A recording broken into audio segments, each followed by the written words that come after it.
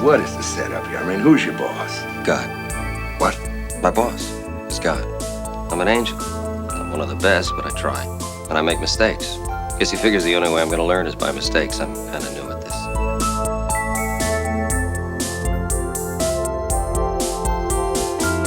Hello. Welcome to Highway to Heaven Revisited. Hosted by Rachel Mayer and Joel Luders. With moderator Sam Hine. Ladies and gentlemen, welcome back to your favorite new podcast in the TV category, in the binge-watching podcast genre. This one is called Highway to Heaven Revisited, where your hosts Rachel Mayer and Joel Luders take you and I every step of the way through every single episode of the classic 1980s drama series starring Michael Landon called Highway to Heaven. This is a show I do not watch. Joel and Rachel come over and tell me all about what happens on it. And I'm having a lot of fun so far, and I hope you are too. I think this is episode 10 of the podcast. I've been talking far long enough. Please welcome to the show the aforementioned hosts. First of all, Rachel Mayer. Hi, Sam. Hello. How are you today, Rachel? I'm doing good today. How are you doing? I'm doing real good. I'm a little jacked on iced coffee right now. Yeah, I just had some caffeine too, so I think we're kind of in the same state. I'm a little shaky, but I'm going to drink some ice water and have a good time on the podcast with you guys today. Sounds like a plan. Also, please welcome to your podcast ear holes, Mr. I like that. The newly mustachioed Joel Luders. Hi, Sam. Hi, folks. Yeah, Joel's got a pretty nice mustache going on this week. Joel, you're always rocking some very creative facial hair. Hey, it was a gift I was born with. It's this Play-Doh factory of thick black facial hair. I mean, you can literally change it up drastically in the course of 6 or 7 calendar days. Yeah. It is an ability, yes. When I was in the Army, I would have to shave twice a day to fulfill my uniform standard. What would they That do? is What would they do if you bananas. weren't clean shaven? If I wasn't clean-shaven, well, first I would probably be made to do some push-ups. Okay. And then I would often get sent from the formation back to the barracks to get ready and dressed while everyone else stood and waited. All right, while Luders is going to shave, because it's 2 p.m, and apparently he didn't shave today, and we missed that at morning inspection, all the rest of you, all 50 of you, turn halfway to the right and get into the front-leaning rest position, which is the push-up position. Oh, gosh. Uh-oh. And I would have to run inside while 50 other people would be doing push-ups while I had to go and shave for the second time. Wow, I can't believe I've never asked that question before. Wow. How many push-ups would you say that other people had to do because of the immense amount of testosterone coursing through your bloodstream, Joel? Now, I'm going to guess they probably ended up doing roughly about 30, because when you have a group of people in a formation like that, they usually just have them go from the plank position, and they would have them all go down, and then they would have them wait in that position for a little while, then they would have them go back up for a little while. So maybe they did probably 20 push-ups over a course of maybe 5 minutes while I hurriedly shaved my face again. Well, that's just one time that they had to wait for you to shave. Cumulatively, how many push-ups do you think people have had to do on your behalf because of your mutant abilities? Well, I learned pretty quickly after the first time that I would try to make time to go and shave and to bring a razor with me in my pocket. 20 push-ups times 50 people, that's about what? That's pretty much 1,000 push-ups. Yeah, it's like a zillion, zillion? actually. All right. It's a lot of push-ups. Which branch of the armed forces was this, Joel? So it was the Army. Okay, so you're in the Army. 50 dudes do 20 push-ups apiece. Not and just they're dudes. thinking about your face. That's right. Dudes and ladies. Thank you.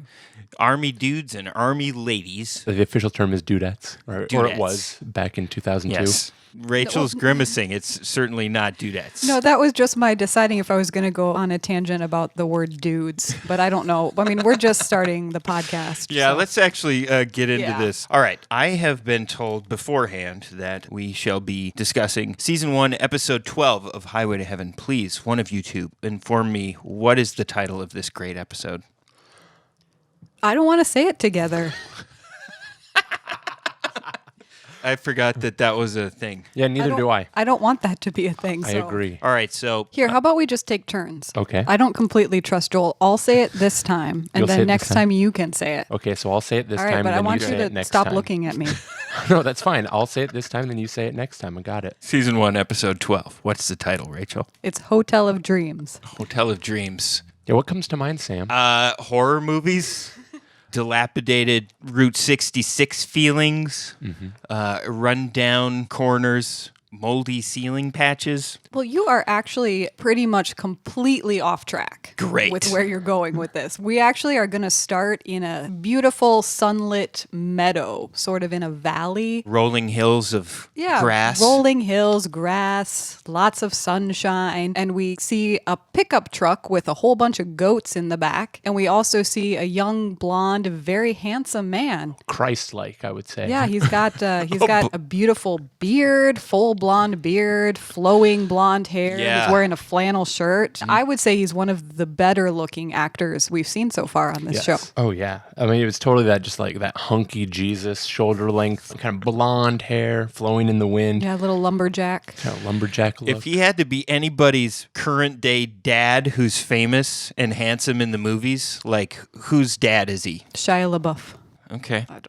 I don't know if that's true. Wow, yeah, I'll go with that. It was quick. We'll take it. Thanks. So blonde Jesus is driving down the road with a truck full of goats. And yeah, they park the goat in this palatial landscape. Also, his cool-looking Native American friend hops out. They open up the back end, and the goats start hopping out, but there seems to be one little baby goat in the corner. We just start hearing, bah, bah. There's a little baby goat that won't get out of the truck, and he's being very noisy about it. Oh, he's a stubborn little fella. And so the cool-looking guy grabs a maroon towel that was just happened to be hanging off the back end of the truck, pulls it off and wraps up the little baby goat and goes, "Where's your mom?" And he's like, "Oh, we must have lost his mom along the way. What are we going to do with this little guy?" And then a helicopter lands in the meadow. Of course it does. Is it Charles Durning? Does Charles Durning come out of the helicopter when it lands? Well, first, this cool helicopter lands. It's white with orange and gold lines all over it. Looks really cool, executive helicopter. Guy in a black three-piece suit gets out. Okay. And just starts walking directly towards our cool Jesus guy. And the cool Jesus guy's like, "Oh, yeah, okay, I know this guy." And they go to meet each other. The guy in the suit says, "Man, you got to come with me." The man in the suit, whose name is Frank, we learned that Jesus' name is Barry. He tells Barry that his old man wants to see him. Barry's got a trust fund. I did think when we got our first shot of Barry that he looked a little too good to really be a goat farmer. He's got a shampoo budget. Yeah, he's got designer flannels on. Hobby farm kind of feel. The guy's like, "What are you doing with that goat?" And he goes, "I'm its adopted mom now. It's coming with me or else I'm not going." Fine. They hop back in the helicopter. Helicopter takes off and his cool friend just watches as it takes off. Barry says, "See you later, Mossy." And we learn that his friend's name is Mossy, but we're never going to see him again. So if we never see Mossy again, I guess there's no questions to be asked about whether or not the car keys are in Barry's pocket as he flies away. Oh, goodness. Not. They are. He was driving. Yeah, he probably just shut off the car, put the keys in his pocket, and he was like, "Oh, see you later, Mossy. I got to go on this helicopter." This Christ-like Barry character, the actor's real name is Brian Kerwin. You might know him from Roseanne. He was on a bunch of episodes where he played Gary, who dated Roseanne's sister, who's that awesome actress who's Jackie. Portrayed by Laurie Metcalf. Who's amazing. I remember this character. I did not put it together when we were watching it, but that's probably, 15, at least 10 years afterwards. He's older in Roseanne. We've spoken about how Michael Landon pulls from a cast of characters, and this one especially, he was in One Life to Live, and he was in 308 episodes of One Life to Live, playing someone called Charles Banks. So that guy's on the show. Okay. Does he get to his daddy's house? Oh, I'm so glad there's another rich it. white daddy character on this show. Yeah, so what I have in my notes is that the helicopter lands on a fancy lawn in front of a fancy house. I literally wrote, "We cut to an old white man drinking scotch." So this guy prefers to be on the sauce rather than to pretend to be an old monarch from the medieval days, right? He is a little wacky, but there's no costumes. He's just wearing the traditional business attire. Okay. And the interior of this place, to paint the picture, it's a kind of that all white with gold gilding everywhere. So gold frames around things, little gold statues, white and gold, and like stained wood kind of everywhere. Sounds very opulent. Another word for fancy.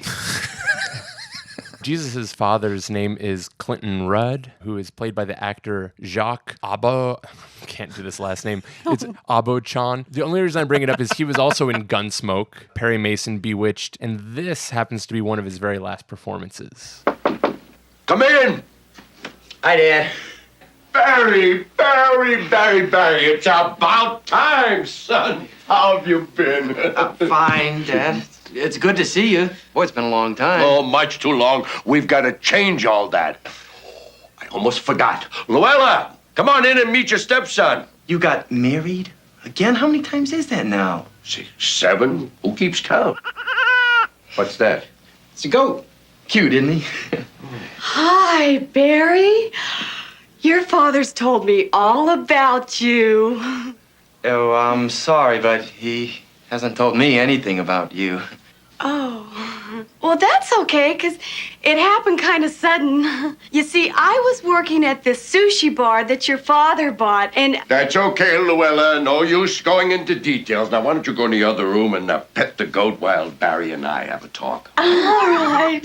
Oh, I just love animals. How much younger than Blonde Jesus is Luella? It might be a better question to ask, how much older than Blonde Jesus is she? Oh, she's older than Blonde Jesus? 2 or 3 years. Okay. They might have been in high school together. So the bombastic dad and the bombshell new wife are talking to the son, and the dad's like, it's time for you to, make something of yourself. And the son kind of feels this shame. He shames himself. The son shames himself. Whoa. He's like, I know I fail in everything that I set my mind to. I know that I'm not living up to your expectations for me. I'm a big disappointment. I've never amounted to anything. I've never finished anything I've started. Yeah, I'm just kind of a loser. And the dad's like, no, didn't mean for that to happen. What I'm wanting you to do is I'm just wanting to give you this hotel to help give you a little start. And Barry's like, oh, this is your first hotel.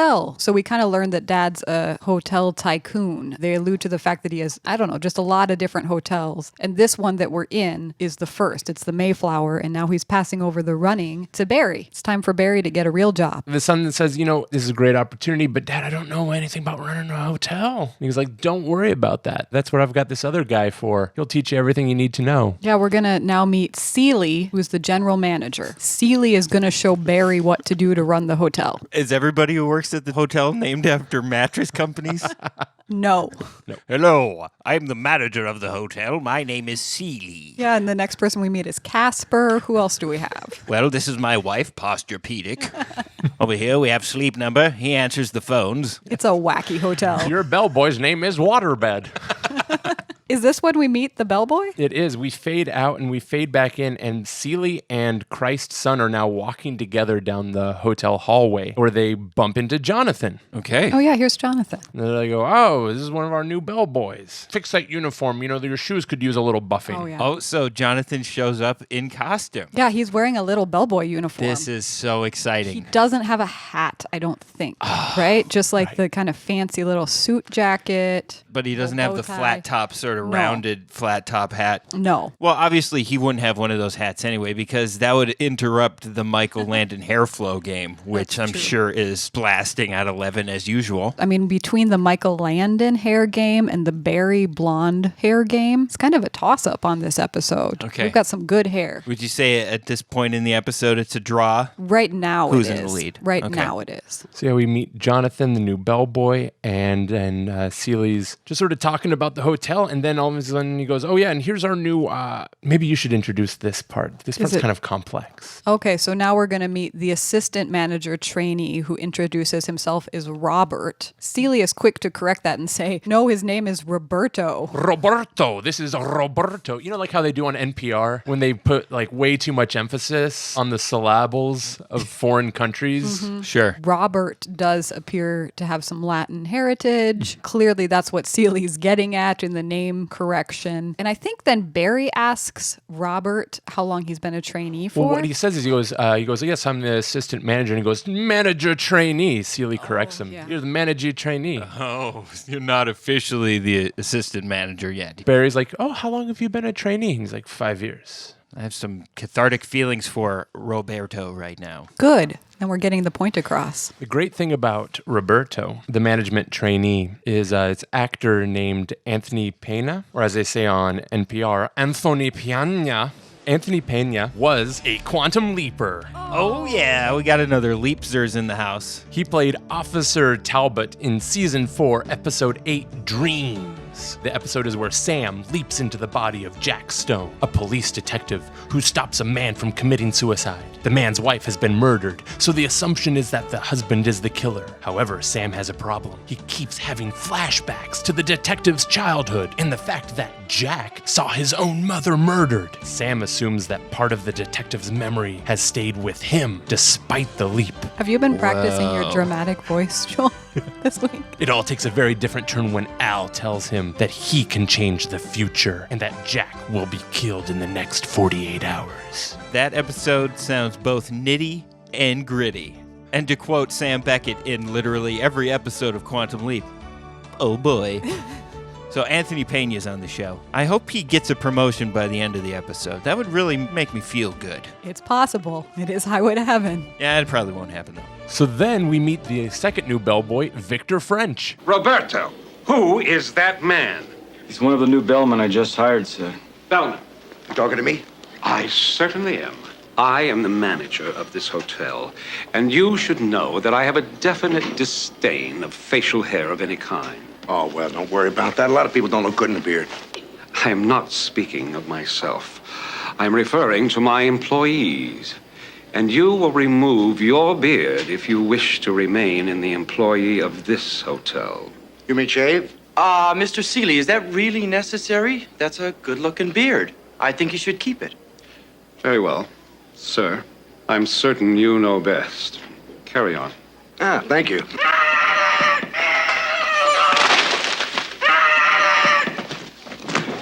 It's that Wells kid. Don't just stand there, catch him! Mark is sort of wrestling a luggage cart, and he is, while they're having this conversation, sort of like dropping pieces of luggage onto the floor, knocking suitcases over, and just in case Mark isn't doing a good enough job of that, enter a little like white blonde child, maybe 8-year-old little boy, comes running through the lobby and knocks over the luggage cart. And I just wrote, the kid knocks over the luggage and there are panties everywhere. It's just all over the lobby. That's pretty funny. Yeah, so then the next thing, we just have Mark chasing this kid. They run around the corner outside the building, and we hear a splash. And Mark sees the big pool, and we start hearing, help me, I'm drowning. The kid is drowning. This kid is a butthead. He has a problem. Okay, so this kid is a monster. He's in the middle of the swimming pool. And it gets worse. Because, of course, what do you think Mark is going to do? Well, he's going to jump in with all his clothes on. Of course he is. Mark dives down to the bottom of the pool, is sort of looking around for the kid. Camera's underwater, Can't following find him. Mark has really got his hands full this episode. So Mark surfaces out of the water to see the kid sitting on the edge of the pool, laughing at him. So then the rest of this episode is just hiding the murder of this child that Mark committed?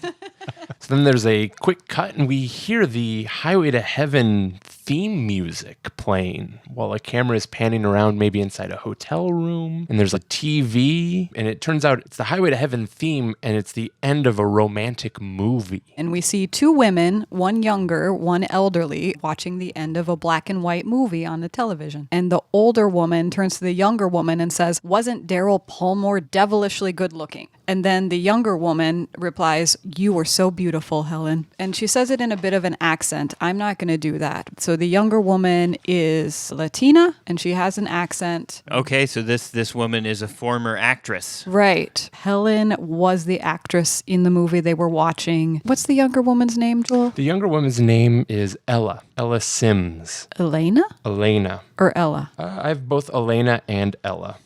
Oh, it's not confusing. I couldn't remember. I apologize. IMDb has it listed as Ella Sims. Well, it's on the internet. It must be true. I think it's Elena. It does make more sense if it's Elena. Mm-hmm. So Elena is a maid. She's played by the actress Julie Carmen. Julie is known for her ageless, chameleon qualities, effortlessly shapeshifting into extremely diverse roles. She played Angelina Jolie's elegant plantation owner mother, fighting to free their slaves. She's often remembered as Nina, the sexually insatiable environmental revolutionary in the HBO series Dream On, John Leguizamo's lesbian freedom-fighting mother, the existential book editor opposite Sam Neill in John Carpenter's In the Mouth of Madness. But Julie's favorite incarnation was Regine Dandridge in the horror cult classic Fright Night Part 2. Oh.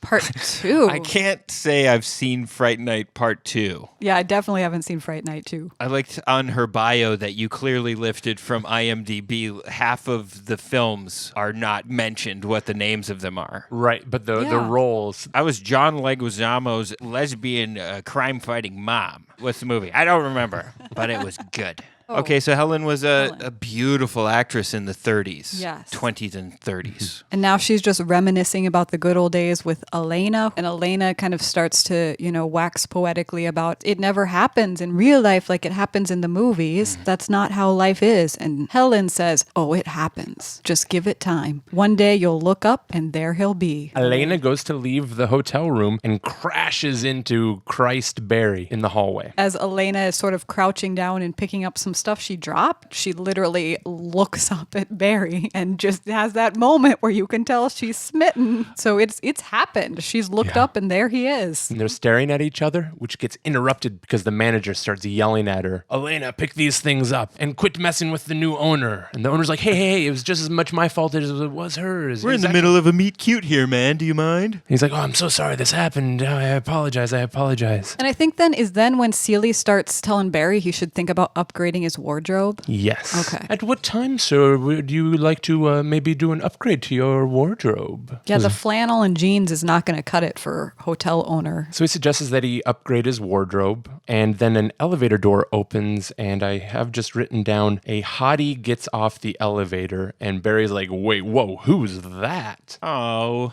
already? Yeah. Oh, that happened quick. That lady just now, who is she? Oh, Miss Rutledge, Allison Rutledge. She just flew in from New York City for her high school reunion. Reunion? Yes, James Madison High School, class of 70. Suddenly, Barry gets a very interesting look on his face. He's like, oh, somebody from my socioeconomic background. There's something going on in his head. Next thing that happens is the elevator opens. Jonathan's there carrying a tray with food on it. So Jonathan's on a little room service duty. Jonathan runs into Elena, and he tells her that he's really busy. He's way behind. Can you please deliver this room service up to the penthouse? And she's like, okay. Oh, this is... And of course, she runs into Barry again, because Yeah. Barry's in the penthouse. Is the rich blonde lady in there already? No, it gets a little better. And then it gets a Okay. little worse. And then we'll just wait for the rest of it. She goes in. She realizes that he's the new owner. It got a little convoluted there. Their first meet cute, she didn't realize who he was. Elena realizes that Barry is the new owner. And she asks, how old is your baby? And Barry's like, I'm not married, which kind of made me laugh. And he says, oh, the bottle's for Billy. She's like, Billy? And he goes, Billy's in the box over there. The bottle's for the baby goat. Yes. She's like, I love goats, oh. Yeah, she runs over and is like, oh, can I feed him? Can I feed him, please? Everybody loves a baby goat, Right. but there's something about baby goats that just gets ladies crazy. They are so cute. One of the last places I worked, we would have baby goats come in and visit the residents every couple months. And it was one of the most popular activities we did. But we would end up with at least 15 to 20 staff members who were primarily female, but who would come down to see the baby goats. I mean, everybody knew when the goats were coming to visit. Nice. Yeah, they're pretty amazing. Have you guys ever done that goat yoga? No, but I would. There's Kind of want to. I don't know where you do it, but I've Oh, seen I it do. happen in a couple different places. So yeah, like we're bonding over the idea of baby goats. These two bond over the goat, and he starts talking about the work that he's been doing with these goats. Losing them in the woods with his good friend Mossy, who's probably still out there on the rolling hills. Mossy is stuck.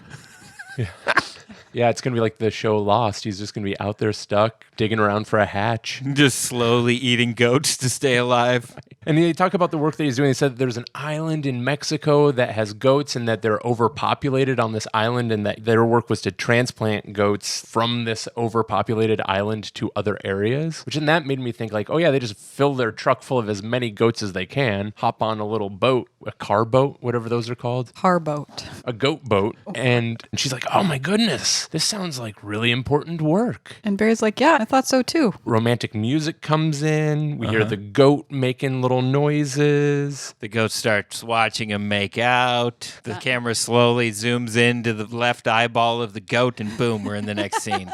No making out because we still have to deal with Allison Rutledge. Yes, of course we do. So Elena just feeds the baby goat and then leaves. Barry goes and sits down on his bed, and he picks up an old yearbook and starts thumbing through the pages. And he stops on a picture of Allison Rutledge. He's acting like he knows her. Suddenly, Barry has decided he does want a suit. So he's going and getting fitted for a suit and getting his hair cut, and he's getting a shave. And he looks like an absolute tool afterwards.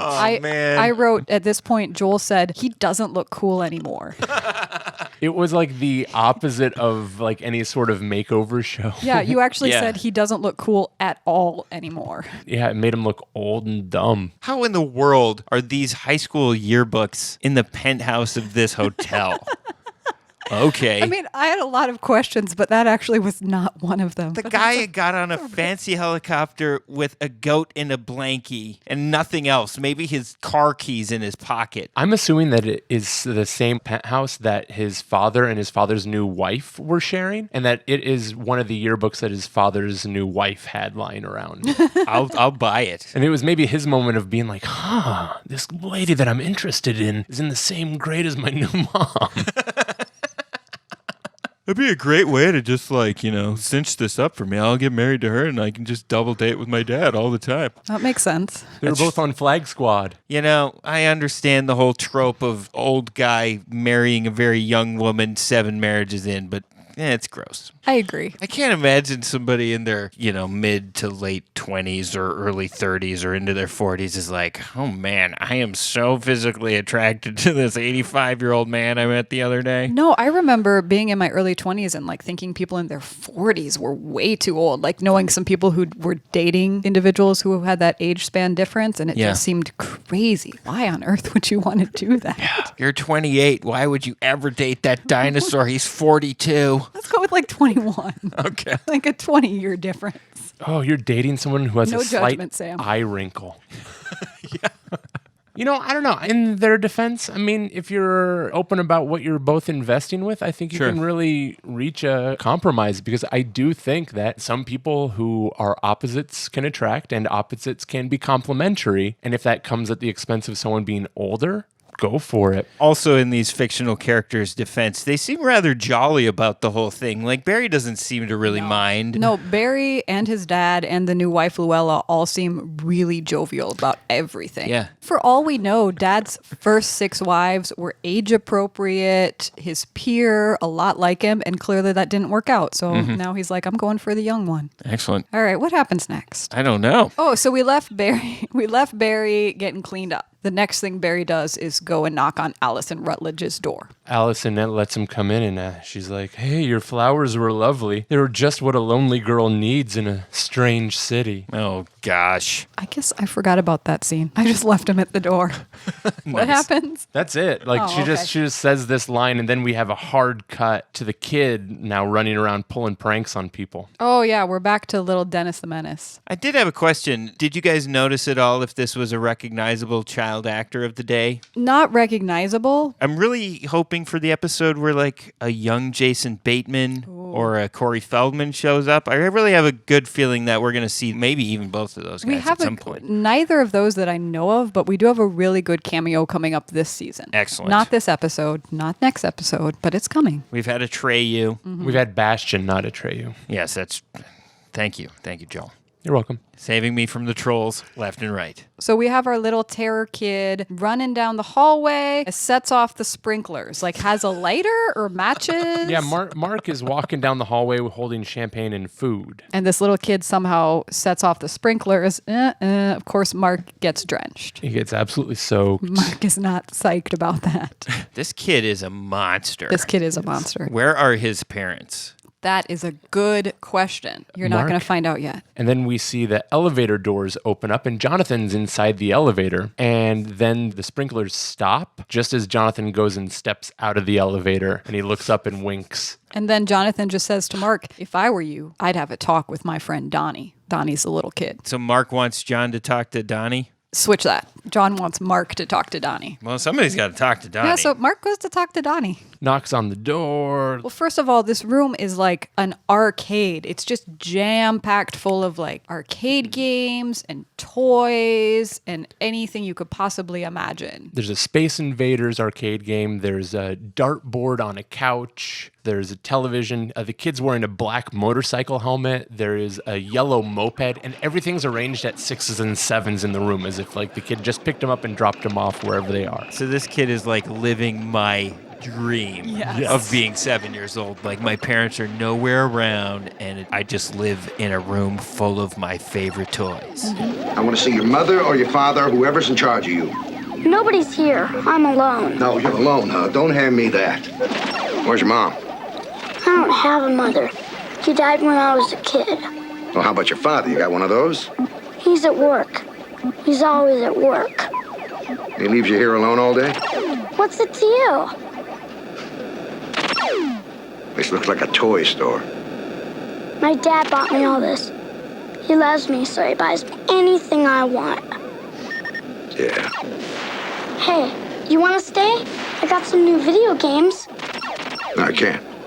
We could work a puzzle, play cards maybe. Anything you want. Yes, I'm sorry. I got to get back to work. Yeah, well, good. I didn't want you to stay anyway.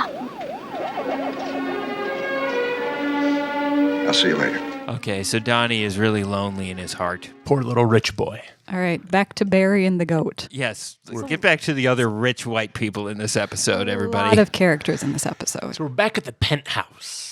We got blonde Jesus. He cut his locks. He's worried about the goat. Oh. The goat might die. Something is wrong with the goat. He's not eating. Elena's there. I don't remember why she's there. She's just there. She's probably delivering another bottle or something. She's trying to hang out. She's trying to get white Jesus to remember her. Yeah, I mean, there was the meet cute. She's smitten. All right, so the goat is all of a sudden, within the last 12 hours, taking a turn for the worst. But guess what? Elena's grandpa raised goats. And so she says, oh, my grandpa nursed many goats back to health who were much worse off than this little goat. I know what to do. Do you have any oatmeal and syrup? And Barry's like, yeah, I think so. Go check the kitchen. And so she does and makes up a little oatmeal and syrup like thing. Like you do. Like a little bottle, a little concoction. Well, she starts feeding it to the baby goat, Yeah. and he's like, how wonderful. And he gets on the phone and calls up Allison and is like, I'm sorry, I can't leave here. I can't leave him alone. Because he had a date with Allison. I don't know if they'd we really knew that before. No, he's like, we were going to go out on that date tonight, and I'm sorry, I can't. I have a friend who's sick. And he's just a kid. You don't hear Allison's part, but presumably she says something like, do you have someone there to help you? And he's like, yeah, someone's here, but I have to stay here too. So that's it. Okay. End scene. We're going to go back to Donnie. John and Mark are talking together about this little latchkey kid. Yeah, we're not actually going back to Donnie yet. I'm sorry. It's Mark and Jonathan talking about Donnie. He's a latchkey kid. What with his father working all the time, his mother not living, there's nobody to look after the boy. Just can't believe his father hasn't hired somebody to look after him. Yes. According to Roberto, there's been well over 24, but they all quit 2 days later. I guess I can't blame him. I don't blame them. I blame the old man. I think that kid just looks for trouble so he can get some attention from his father.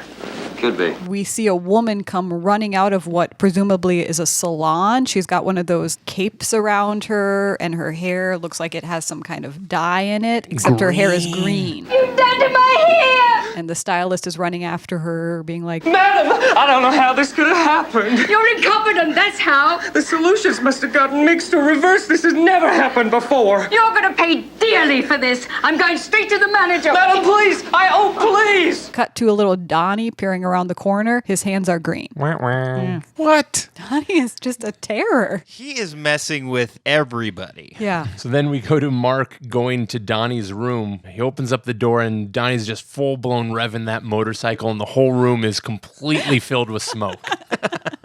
And Donnie's like, what are you going to do? Tell my dad? Donnie says he doesn't care what happens to the hairdresser because Mark's like, hey, you know that guy's going to get fired. And Donnie's like, I don't care.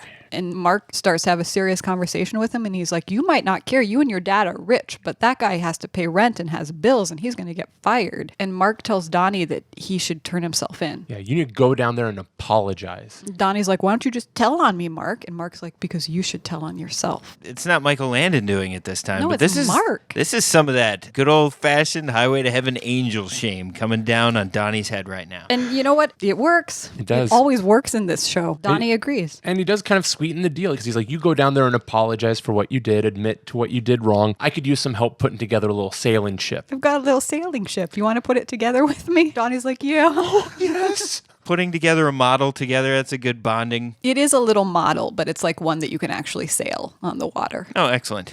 I liked that scene. Did you? Very much so, because it was one of those little moments. The stuff that was always so important to me wasn't like big events that I did with my parents, but like literally like if my dad and I went to the alley and like lit firecrackers together. Like those were some of the things that really stuck with me. And when I saw the kid's face lightening up, being like, oh yeah, I can go and apologize, and we'll put a thing together. Okay, so Donnie's gonna apologize, and they're gonna put a little model together. Highway to Heaven Revisited will return after a brief intermission. This is the intermission. It is happening right now. Please subscribe to Highway to Heaven Revisited wherever you get your podcasts. That way, you will never miss an episode. Visit our website, highwaytoheavenrevisited.com, to listen to every episode of the podcast. While you are there, you will find links to our social media pages, contact information, and ways you can help support the show. If you enjoy the podcast, please consider supporting Highway to Heaven Revisited on Patreon. Visit patreon.com/Highway to Heaven Revisited to see the variety of special perks exclusive to Patreon patrons. Is your company interested in sponsoring Highway to Heaven Revisited? Please send an email to highwaytoheavenrevisited@gmail.com. Sam has been waiting his whole life to read your ads on the show. Intermission is over.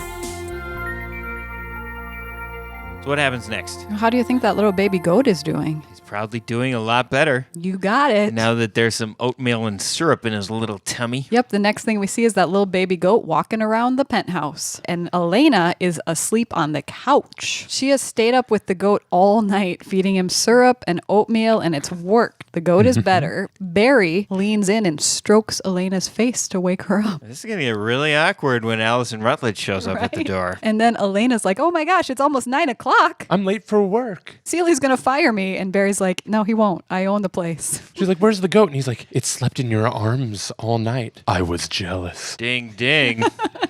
Maybe Barry's coming around. Then he says, oh, hey, before you go, I've got this high school reunion dance that I have to go to. You wouldn't care to join me at it, would you? She's like, yes, I would. Great scenario for a first date, I'd say. There's part of me that would just absolutely say no to that, but also part of me that's like, this is wacky. Let's do it. Let's see what's going to happen. Okay, so Barry's blocking it up. He's got a new haircut and a new suit and a hot date for the high school reunion, I guess. We see Elena exiting Billy's room, and who's walking up to Billy's door but Allison Rutledge, who sees Elena leaving at 9 o'clock in the morning. And her hair is so messy from sleeping on the couch and feeding that goat all night. I think the goat might have given her hickeys. Oh yeah, goats are notorious for giving people hickeys. Allison is suspicious, understandably. She knocks on Barry's door. Get something? I don't think so. Did you? Allison, come in. I thought you were going to call. Oh, sorry. I know. You're taking care of a little friend. So how's he doing? Look for yourself.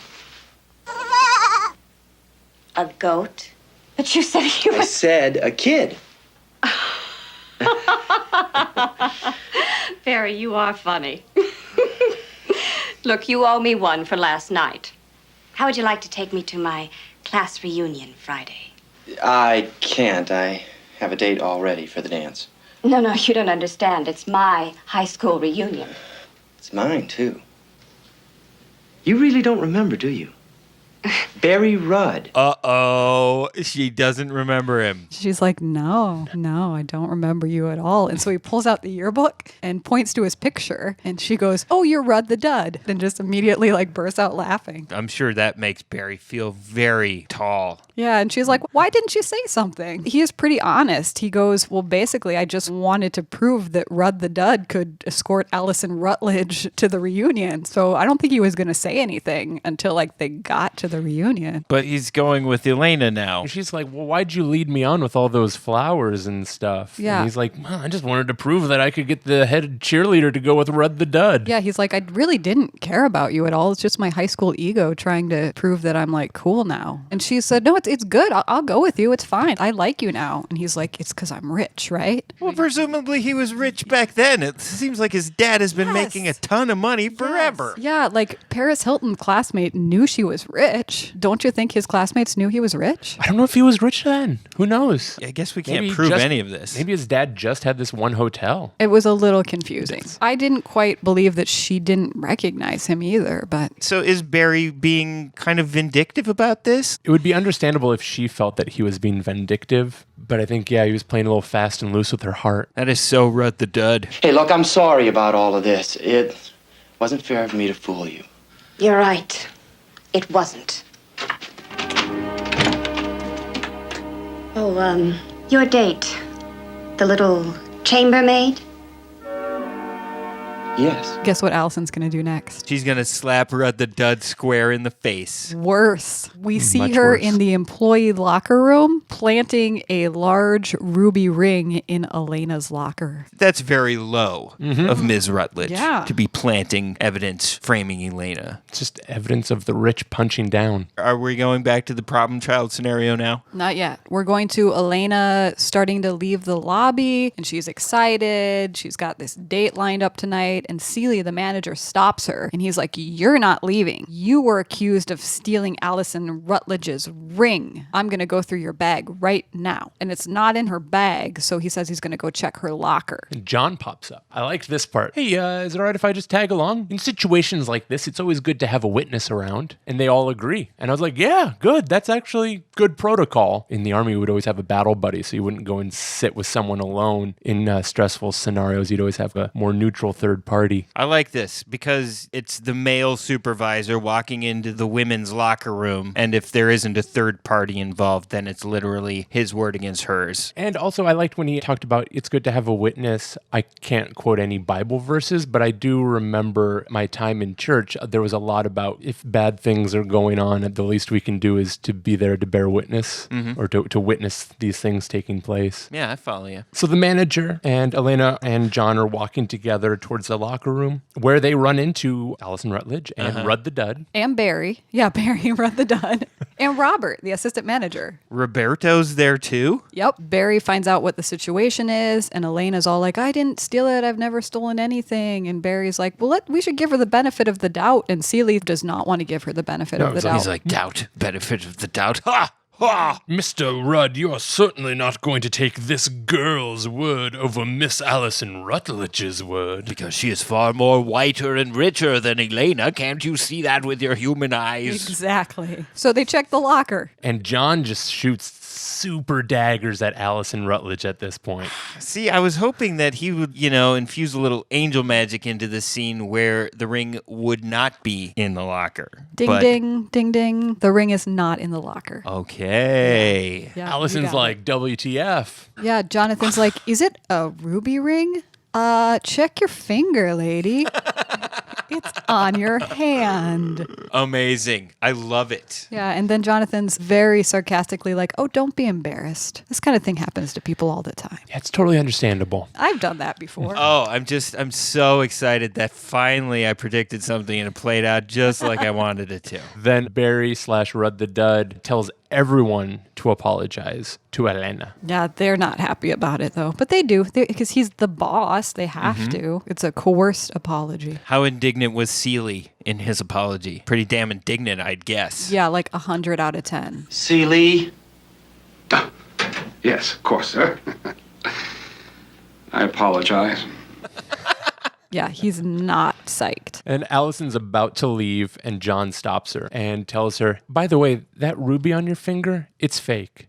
God told me so. Yeah. And she's like, what? And he's like, we have a jeweler on the first floor. You should stop by there and have him look over it if you don't believe me. And Allison is she's not happy at this point. And she says to Jonathan, I could have your job. To which Jonathan says, you wouldn't want it.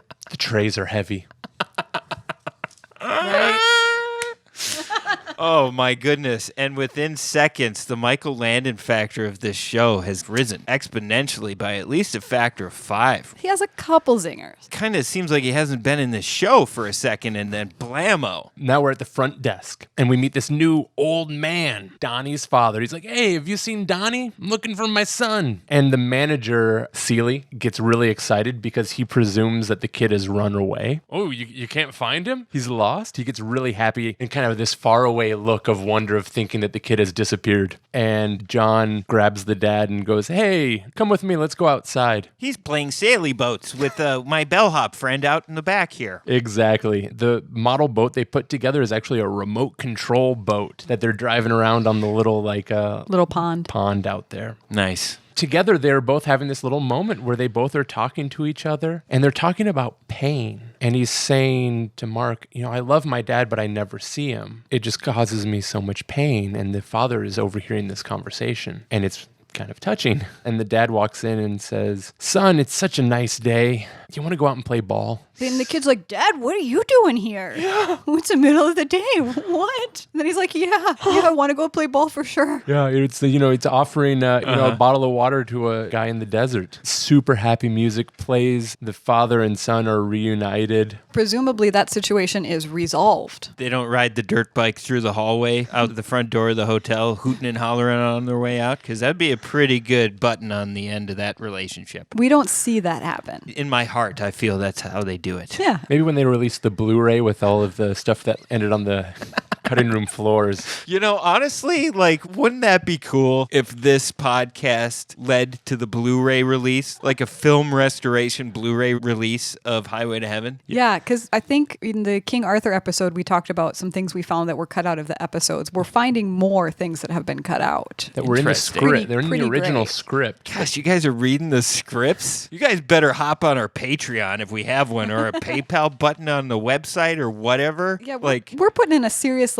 hour of work for every show. And Rachel are working their asses off for you guys. Right. Sometimes they watch these shows twice in a row. Yeah, if we had a Patreon and it was able to devote 2 hours to note taking. Can you even imagine? That would be amazing. You guys can't see it in your little ear pods here, but I'm telling you, there's 5 pages of typed notes stapled. 2 copies, one for each host. Looks like it's double-sided. We're taking this very seriously.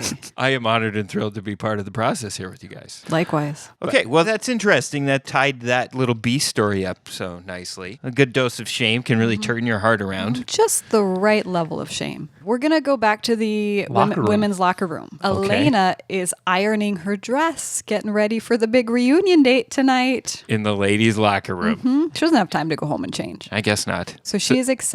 She's ironing her dress. So she just has an evening dress in the ladies' locker room.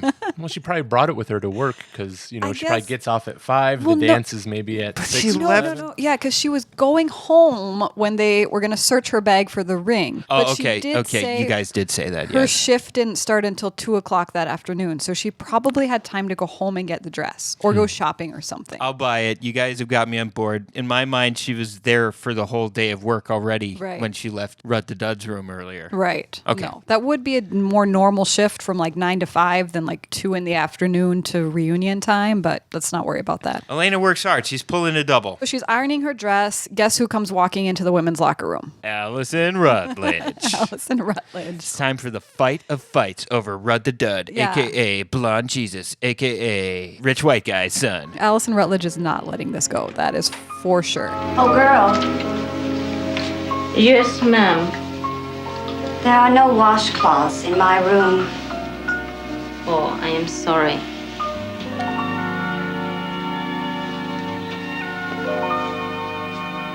Here. I don't carry towels. That's your job.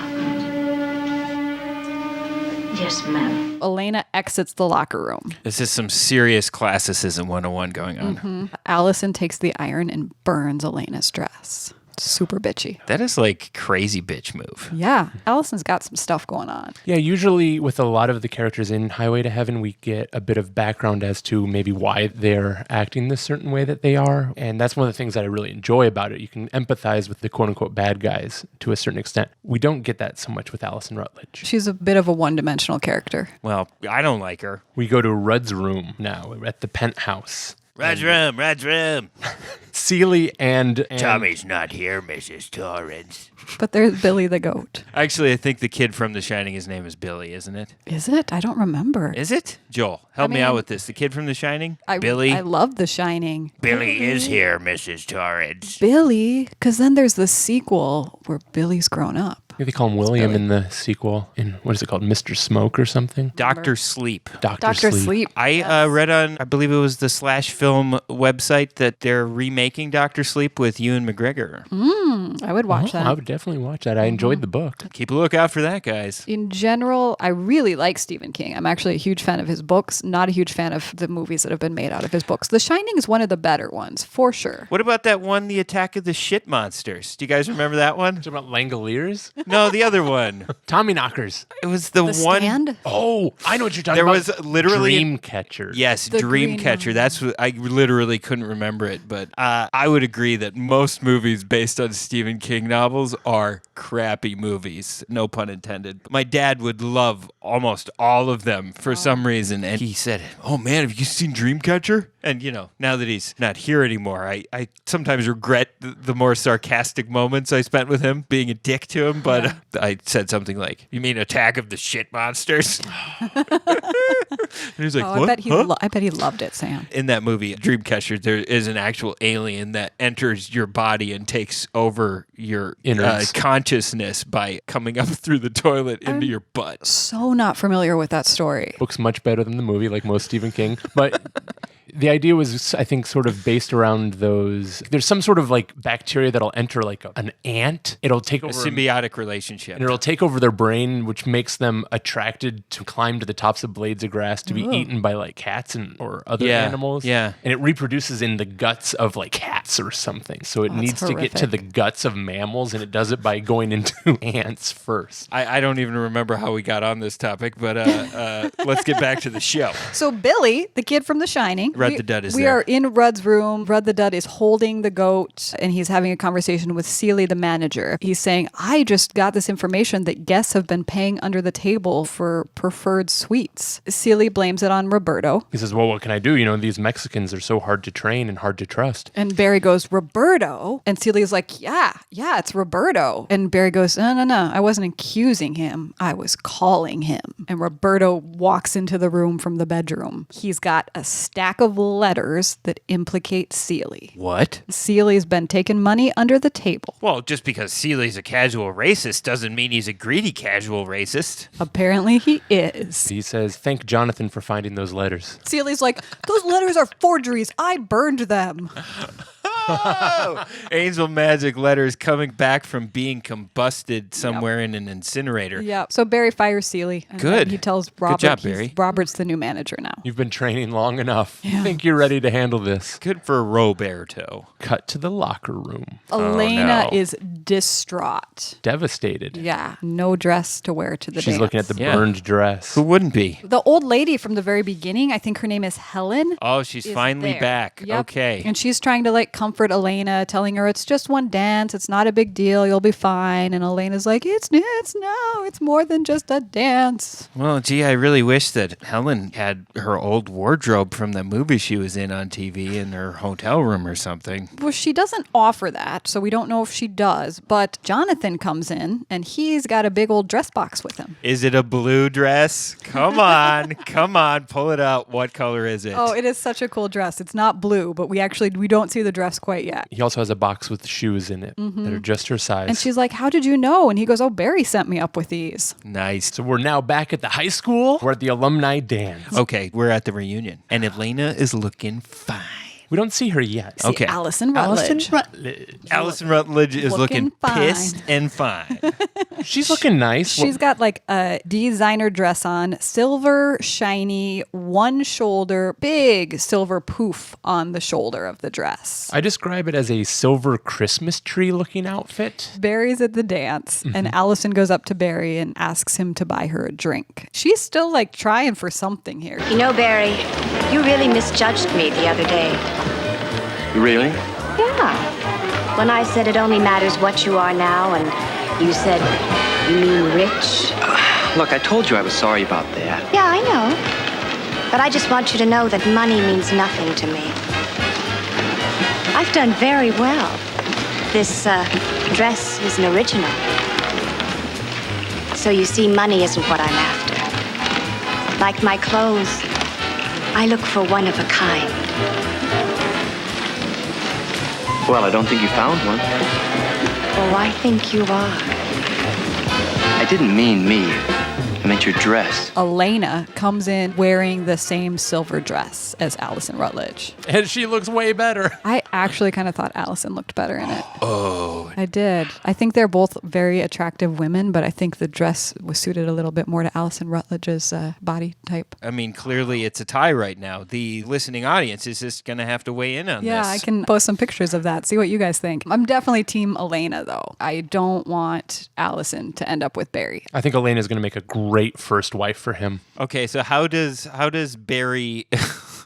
Sorry, that was a slow burner, Joel. I almost let it go without it was a good one. We should all be so lucky. Without glossing over it, let's make sure you tell me how they dunk on Allison Rutledge here. Barry sees Elena over Allison's shoulder, and he just only has eyes for Elena. Allison is just out of the picture. Yesterday's That's about newspaper. It. Yep. Elena walks up to Barry. I think they start dancing. They dance really close.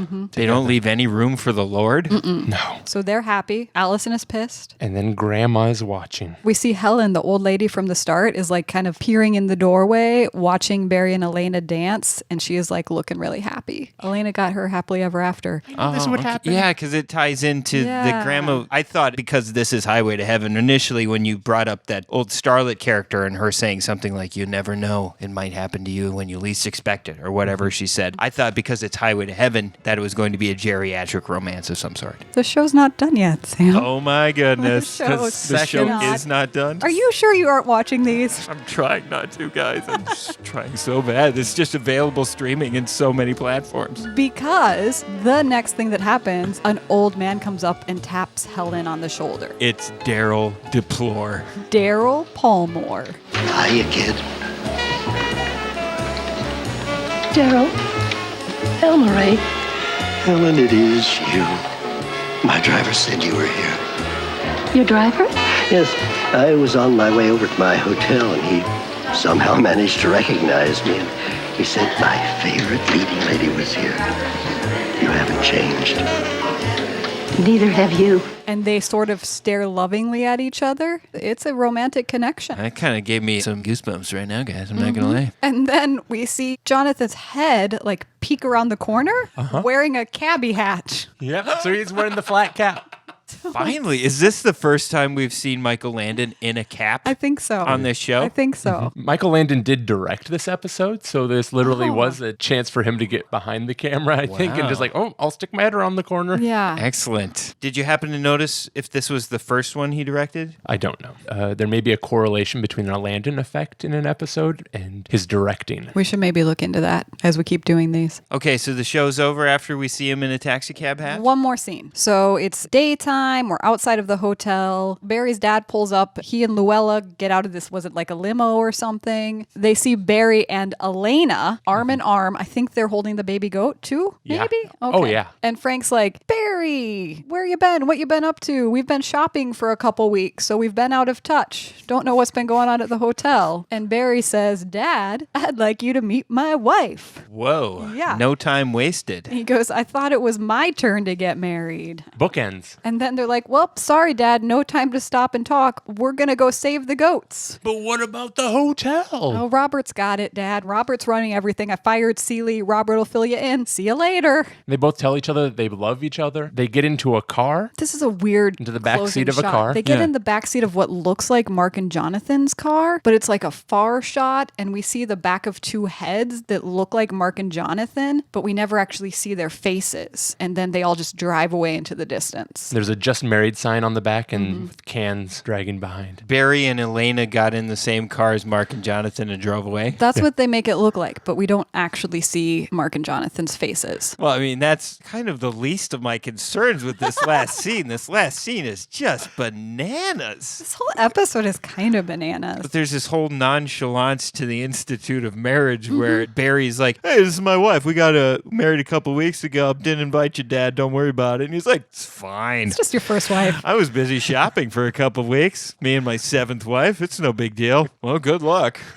I think I enjoyed talking about this episode actually more than I enjoyed watching it. There were a lot of things that were kind of frustrating. And partly I just think there were so many different plot lines that things just couldn't completely get resolved the way I wanted them to. Every once in a while, you guys tell me a story about one of these shows, and they seem to be going one way, and they totally forget about it. I am enjoying these episodes. They're taking on so much that they're maybe just trying to do too much. The last few episodes, it seems like there always has to be like this Kid B story from To Touch the Moon that we gotta always deal with. We easily could have only focused on Donnie or just focused on Elena and Barry and had a full episode. I feel like a lot of times they'll throw in Mark with a little kid for comic relief. Maybe that's what they're doing. Nothing like seeing Vincent Victor French and little kids. It's great. Wouldn't that be an amazing Bizarro version in an alternate reality where it was Highway to Heaven starring Michael Landon and Vincent Price?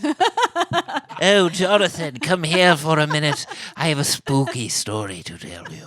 I like that idea. Yeah. The one thing, I don't know how much it came across in our talking about it, but Jonathan was not in this episode. Oh, yeah, barely he at had all. some serious moments. Mm-hmm. But they were like short scenes. I bet he had 5 lines. Do you remember how in the 80s a lot they would do spin-off shows where you would do a whole episode that like focused on the B characters? Sure, And they'd be trying to start a new show at the end of this. I was like, is this supposed to be a spin-off? Are we going to have the hotel, Barry and Elena and the goat farmer show? But I don't think that's it because it's too new of a show. They wouldn't do that. Well, you know, this is the first season. They're kind of, I'd imagine that after we gain some perspective going deeper into the following seasons of the show, maybe it'll get its footing better. Anything else to discuss in this show before we get to the wrap-up bits here? Yeah, actually something pretty huge. Yeah, okay. You know, at the beginning of every episode, they give you like a little clips, like here's what you're going to see, little spoilers. Little teaser. This one, they teased a scene that isn't in the actual episode. Yeah. Unwrap this for me. And it's a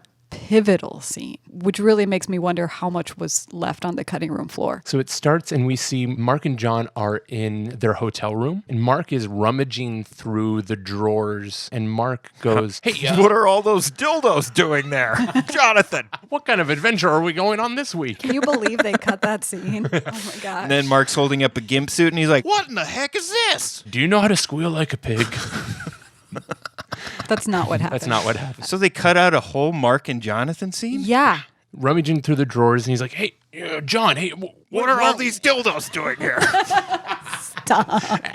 I'm sorry. We're trying to do a scene, Sam. All right, I apologize. So Mark's rummaging through the drawers, and he's like, John, what are all these dildos doing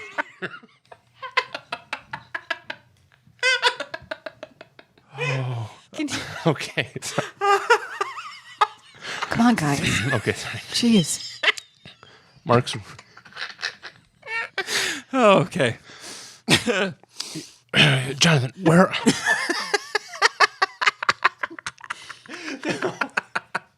All right. Where are they? What are you looking for? These dildos that were in here before.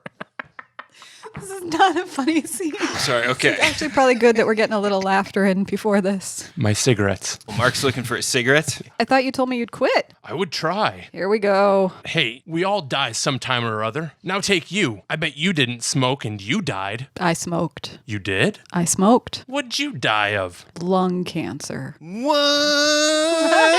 What are you looking at? Come on, we all die sometime or other. Now take you. I bet you didn't smoke. You died. I smoked. What'd you die of? I died of lung cancer. Whoa. This is a huge scene. Oh my God. Yeah. We did find the original script, as far as we can tell, and they do this, and then what we missed in the show was their little intro where they get jobs. So this should be at the very start of the show. They have this cigarette scene, and then they talk about how they're going to go get jobs at the hotel. And he pulls out a bellhop costume, and he's like, this is a crappy hotel. Can we stay at a better place? Yeah. And he's like, well, here. And he pulls out these bellhop outfits. And he's like, I know a better hotel for us to stay at. But there's so much information here. That's like a defining, inciting incident to know about the backstory of the human Jonathan Pryce used to be. Right. Because we've just definitively found out he used to be a human, which I don't think we knew for sure. We kind of were guessing that was the case, but now we know that is true, and we know how he died. That's humongous. We were waiting for this scene. Yeah, I think we talked about earlier, like one of their close friends around this time died of lung cancer. Victor French died of lung cancer. Michael Landon died of some sort of cancer, right? Was it liver cancer? I think it was pancreatic cancer. Okay. Both actors were serious smokers. It'll be interesting to see if that happens more, where they give you a little thing you don't see in the show, in the montage of what will be in the show. Because this is definitely the first time that's happened. It would be interesting to see if that's where they hide some of their world-building clues. We'll let you know. Well, let's start wrapping it up, guys. Let's talk about the moral of the story. I would have to say that the moral of the story for me boils down to, it doesn't matter how white or rich you are, you can still show up to your high school reunion looking hot as hell, and Rudd the Dud isn't going to give a shit. I like it. I like it. I apologize. I've upped my swearing quotient on this show. I apologize. Yeah, dude, how do you think Michael Landon would feel about that? Oh, he'd probably... I think he might have cussed a lot in his real life. I don't want to make assumptions. Okay. That's one of the lessons I learned from this episode. Based on a race or class or even on maybe what someone was like years ago, or if maybe they've been married 6 or 7 times beforehand, or maybe if they just work at a sushi bar you recently purchased, is just to value people as they are, as you meet them. It could be dangerous, but you know what? What is life without a little bit of risk? Yours is much more poignant than mine, Joel. All right, Rachel, what's your take on the moral of the story? My takeaway is really something that I already knew that was just reinforced again, is that baby goats are timeless and universally loved, and when in doubt, bring a baby goat into the situation. That's good advice. When in doubt, bring a baby goat to the situation. Well, let's get right to it, guys. Let's talk about the Michael Landon factor. I have to say I'm going to go low because he did have some good moments, but if this was my introduction to Highway to Heaven, I would think Michael Landon was a B character. Pretty much every time he showed up, it was effective. He had that little cabbie hat at the end that was just charming. But I think overall, 4 out of 10. When I think about this episode, I don't know what an episode with even less Michael Landon would even look like. The only way I could go lower is if he's not in the episode at all, or if maybe the 1 or 2 times he shows up, if he didn't do any magic, he didn't do anything angelic, and there was not even a single smirk to the camera. I'm going to assume that maybe there's a chance for that, for an episode that he's not in Yeah, maybe at he all. gets sick or something. So I'm not giving this 0. What are you giving it, Joel? I'm going to give it a 2 out of 10 Landons. Whoa, that is supremely low. That's bold. I like it. I'm not going to contest your rating, Joel. I'm just saying that for my money, the whole Ruby out of the locker and back onto Allison Rutledge's finger might have been the most supreme trick of angel magic we have ever seen on this show. Yet still, it rates so low. It's a neat little trick in a 15-second scene out of 45 minutes. And you know what? Allison Rutledge didn't learn anything from that trick. She didn't even believe in magic after that trick. Nope. She didn't change. No. No, not a finger. All right, ladies and gentlemen, that's the news from Joel and Rachel as far as the overall Landon factor of Season 1, Episode 12. What's the name of the show again? Hotel of Dreams. Season 1, Episode 12, Hotel of Dreams, and overall Michael Landon factor of 3.0. Well, this has been a really enjoyable episode for me. Once again, thanks for letting me be on your podcast with you guys. I'm always happy to talk about this amazing show, Highway to Heaven. You're welcome, Sam. We enjoy it too. Awesome. Well, thanks for listening, everybody, and congratulations is in order, because if you started listening with us on episode 1, you are officially through the halfway point of season 1 of Highway to Heaven. You should give yourself a high five in the car right now. Good job. And continue driving to work. Thanks, y'all, for listening, and we'll see you next time here on Highway to Heaven Revisited. Bye. Bye-bye. Next time on Highway to Heaven Revisited. Well, I liked that when I was a kid. You'll probably like it again. I know all about orphanages, and I know all about orphans, and I'm not interested. If you could just see these children. I'd probably puke. I don't like dogs. I don't like kids. Buckle up. Watch it! It's a $38,000 car! I don't like this!